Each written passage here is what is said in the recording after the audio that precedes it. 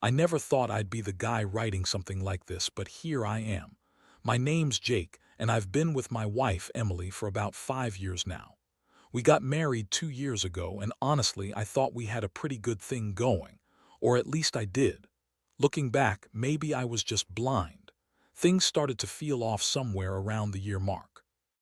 Little things. She'd cancel plans last minute, say she was busy at work when I knew damn well she wasn't, or she'd get strangely defensive if I ever asked about her phone. I figured maybe she was just tired or stressed. She's always been a bit of a bitch. She's quick to snap, always has a sharp remark at the ready, and she's pretty manipulative when she wants to be, but I loved her. Or at least I thought I did. Our relationship wasn't perfect, but I was happy enough. I was working a decent job, trying to build a life, and I genuinely believed Emily was as committed as I was. That belief started cracking, though, the more I noticed her phone habits changing. She'd hide her screen when I walked into the room, or she'd get especially twitchy when I asked to see her messages. I didn't want to jump to conclusions, but I knew something was wrong. I'd catch her texting someone late at night, and she'd quickly hide her phone, give me that bitchy smirk, and change the subject.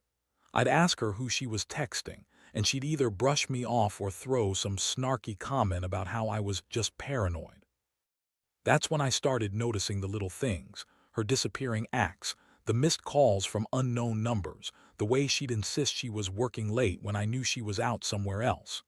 It was during one of these nights that I decided to check her messages. I knew I shouldn't have, but I couldn't help myself anymore. I waited until she was asleep, then quietly unlocked her phone. The screen lit up, revealing a string of texts that made my stomach turn. There were flirty messages, some clearly sexual, from someone named Sean. I recognized the name immediately. He's my best friend, or at least he used to be. The messages between them weren't just innocent exchanges. They were sensual, suggestive, full of talk about meeting up, keeping it a secret, and even references to sex. I couldn't believe what I was reading. Sean, my best friend, in bed with my wife. I felt like I'd been punched in the gut. Just the thought that they'd been sneaking around behind my back for God knows how long made my head spin. I sat there frozen, staring at the screen, trying to process what I'd just seen. My wife, Emily, was cheating on me with my best friend, the woman I married, who I trusted more than anyone. And Sean. I never would have guessed he'd do something like this. Honestly, I felt betrayed on every level. I wanted to scream, to break something, to do something to make it all go away. But I just sat there, numb, staring at the screen and realizing that everything I thought I knew about my life and my marriage was a lie. I kept asking myself, how long has this been going on? How many nights did I sleep next to her, completely unaware? And why the hell would she do this? I mean, she's always been a bitch, yeah, but I never thought she'd be this kind of person. The shock was overwhelming, and I knew I couldn't just pretend I hadn't seen it. I had to confront her, but I didn't know how.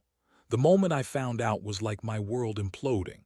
I felt sick, like I'd been punched again, but this time from the inside out. I didn't sleep that night. I just kept staring at her phone, rereading those texts from Sean, trying to find some sort of explanation that might make sense.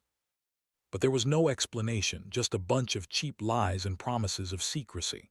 I kept thinking about everything I'd done for her, how I believed in us.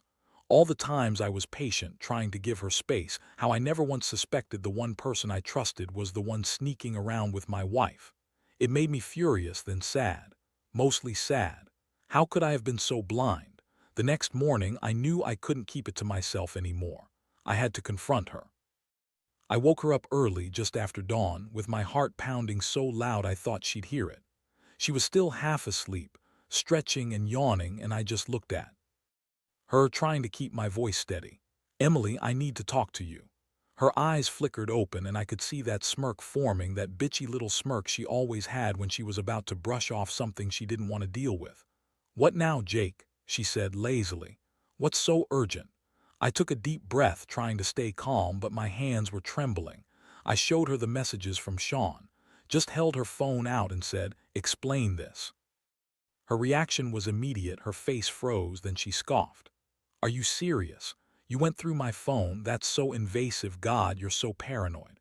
I felt my blood boil. No, Emily, I didn't go through it. I saw it, those texts. You and Sean, how long has this been going on? She rolled her eyes, sat up in bed, and folded her arms defensively.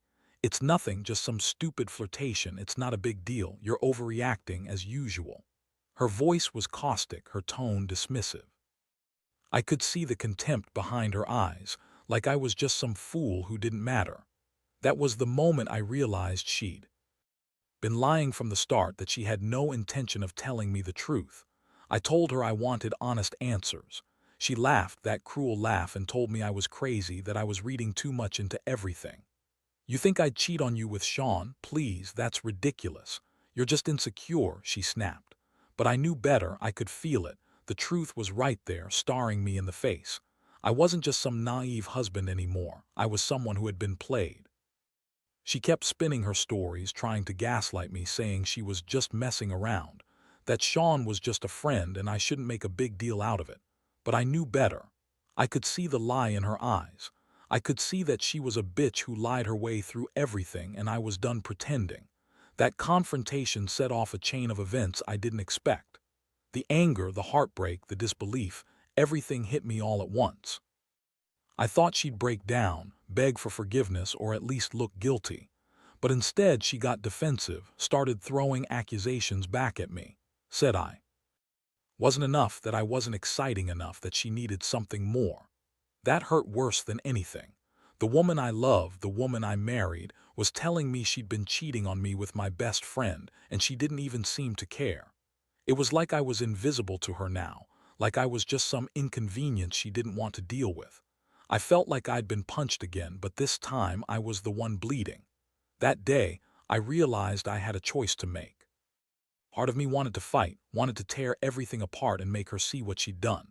But another part deep down knew there was no coming back from this.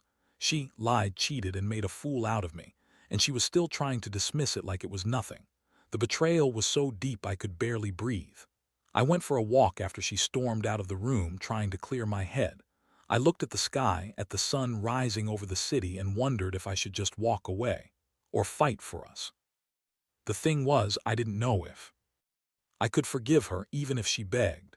I didn't want to be naive anymore. That night I stayed up, thinking about what I'd do next, feeling more lost than I had in years. After that morning, everything changed. I stayed quiet for a few days, trying to process what I'd seen and heard. Part of me wanted to confront her again, to demand the truth and get some kind of clarity. But another part, the one that was slowly taking over, told me to hold back, see what she'd do next. Emily, of course, kept acting like everything was normal. She'd go about her day, putting on her fake smile, acting like I was overthinking, calling me paranoid. But I knew better now. I wasn't crazy. I'd caught her red-handed, and she was just trying to cover her ass. Still, I wasn't about to let her know I was onto her. I needed a plan. One night, I came home early from work just to catch her off guard. I wanted to see if she'd slip up, say something she shouldn't. Sure enough, she was texting again. This time, I caught her mid-message, trying to hide her phone behind her back. Her eyes widened when she saw me, and she quickly turned away, trying to act innocent. I grabbed her wrist, pulled her phone out of her hand, and saw a new string of messages. This time with a different guy, an online guy she'd been chatting with, apparently, for weeks. I was furious. I felt like my heart was pounding out of my chest. How many lies had I been living with? How many nights had she been sneaking around? All those times I thought she was just working late, she was probably out cheating, lying, scheming. I confronted her again that night, demanding answers. Her reaction was even more bitchy and dismissive. "You're just jealous," she snapped. "I don't owe you an explanation for every little thing I do. Maybe you're the problem, Jake. Maybe I deserve to have some fun, too." That's when I really started to see her for what she was: selfish, manipulative, and completely incapable of honesty. She kept insisting it was just sex, that she didn't mean anything serious. But I knew better. I knew she was lying. I could see the shame behind her eyes, but she refused to admit anything. It was like talking to a wall, an angry, bitchy wall. That night I couldn't sleep. I kept replaying everything, trying to connect the dots. The betrayal ran so deep I couldn't even look at her the same way anymore. I felt sick, betrayed on every level, my trust shattered, my heart broken, and my mind racing with questions. Was I stupid for not seeing it sooner? Had I been blind all these years? I was angry at her, at Sean, at myself. But mostly I was just overwhelmed. I realized I was in a very dark place, and I didn't know if I could come back from it. I thought about packing my bags, walking away, cutting her out of my life. But part of me still clung to that hope that maybe, somehow, I could fix this mess. I didn't know if I could, but I owed myself the chance to try. That's what kept me awake that night, staring at the ceiling, wondering what the hell I was supposed to do next. The next few days were a blur of confusion and anger. I kept asking myself if I should just walk away or fight for what little was left of us. Honestly, I felt so torn I didn't even know what I wanted anymore. Every time I saw her, Emily, that bitch, she'd give me that fake smile like she was the victim. She'd say stuff like, "I'm sorry you're so insecure," or "It's just sex, Jake. It doesn't mean anything." Yeah, right, like I'm supposed to believe that. I knew her too well. She was manipulative, always playing the victim, twisting everything to her favor. But I wasn't about to be played anymore. Not after I'd seen what she'd been doing. One night I decided to get some evidence. I wanted to catch her in the act, whatever that meant at this point. So I planted a phone on her nightstand, one I could monitor remotely. I was desperate, I admit it. I wanted to see what she was really up to when she thought I wasn't watching. That night I stayed in the living room, pretending to watch TV, but I kept an eye on her phone. Hours passed, and then I saw the message pop up on the screen from Sean. It was a sexually charged message, talking about meeting up for sex again. I could believe it. My wife was sneaking around, lying to my face, and now I had the proof. The betrayal felt so raw I thought I might throw up. I didn't sleep that night either. I just stared at the phone, replaying everything in my mind. I had the evidence now. She was cheating, and this wasn't some innocent flirtation. It was serious. And Sean, my best friend, my brother in everything, he was just as guilty. I was furious. I felt betrayed on every level I could think of. How could they do this to me? How did I let it happen? How long had Emily been lying? I felt like a fool for not seeing it sooner, for trusting her all these years. The next morning I decided I was done pretending. I was going to confront her once and for all. I didn't care if she screamed, cried, or called me crazy. I needed her to face the truth. But I also knew that whatever I was about to do would change everything. I just didn't realize how much. That confrontation was the most intense moment of my life. I remember walking into the bedroom, my heart pounding so loud. I thought she could hear it. She was sitting on the bed, scrolling through her phone with that bitchy smirk I hated so much. I slammed the door behind me and her face instantly shifted, like she knew she was caught but she still wanted to act like she was. I held up her phone, showing her the messages between her and Sean. Her eyes widened just for a second before she snapped back into her usual attitude. "So, are you finally going to admit it, Emily?" I asked, voice trembling but trying to stay steady. "You've been screwing around with Sean this entire time. How long has this been going on? Weeks? Months?" Her smirk grew even nastier and she crossed her arms. "Oh, please, Jake, you're imagining things. That's just some stupid flirtation. You're so insecure, it's pathetic." Her words hit me like a punch in the gut. I felt a mixture of rage and sadness. Rage because she was still lying, and sadness because I'd loved her, trusted her, and she didn't even seem to care. I pressed her harder, demanding the truth. Her voice got even bitchier. "You think I don't know what's going on? You've been sneaking around, hiding your damn phone and lying to my face. I saw the texts, Emily. How could you do this to me, to us?" She scoffed, acting like I was just some insecure idiot. "You think I'm the only one? You're boring, Jake. You don't satisfy me anymore. Maybe I need some excitement, some sex, you know. It's not a big deal, it's just sex after all." Her words made my skin crawl. I realized she'd been rationalizing her betrayal, trying to make it sound like I was overreacting.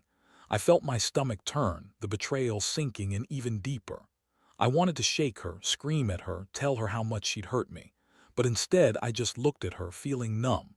I couldn't believe she was still trying to act like she was the victim. That night, I sat on the edge of the bed, staring at her, trying to decide what to do. Part of me wanted to explode, to call her every name in the book, but another part knew that this was beyond words. It was about trust, and she'd shattered it into a million pieces. I realized I had a choice to make: stay and try to fix a marriage that was already broken, or walk away and cut my losses. I didn't have the answer yet, but I knew I couldn't keep pretending everything was fine. The pain was too raw, and I was exhausted from trying to piece everything back together. In the days that followed, I felt like I was walking through a fog of disbelief and heartbreak. Every time I looked at Emily, I saw the same bitchy face that had betrayed me, and it made me sick. I couldn't bring myself to talk to her much. I stayed out late, worked longer hours just trying to find some space to breathe. The house felt empty without the trust that once filled it. She kept trying to spin her lies, giving me those fake apologies, but I saw through it all. Her crocodile tears and manipulative words only confirmed what I already knew: she was good at lying, but I was done believing her. One night, I finally sat her down and told her I wanted a divorce. I didn't do it out of anger alone. I did it because I realized I deserved better than someone who could cheat on me with my own best friend. I told her she could keep her secrets, her lies, and her manipulations. I was done. She looked surprised, then angry, then bitchy again, but I didn't care. I had already made up my mind. She protested at first, saying I was overreacting, that it was just sex, that I was being paranoid. But I told her I didn't want to hear her excuses anymore. I just wanted out. The final blow came when she announced she was pregnant. She said it was Sean's and she was going to keep it. I felt like I'd been punched again, but this time it was different. There was a certain numbness that settled in. I knew I couldn't be with someone who lied, cheated, and now was expecting a kid from another man. I told her I didn't want anything to do with that kid, that I wasn't going to be a part of this twisted mess. She called me a monster, said I was abandoning her and her unborn child, but I couldn't bring myself to care. I realized that love, trust, and loyalty are things you can't buy or fake. Once they're gone forever.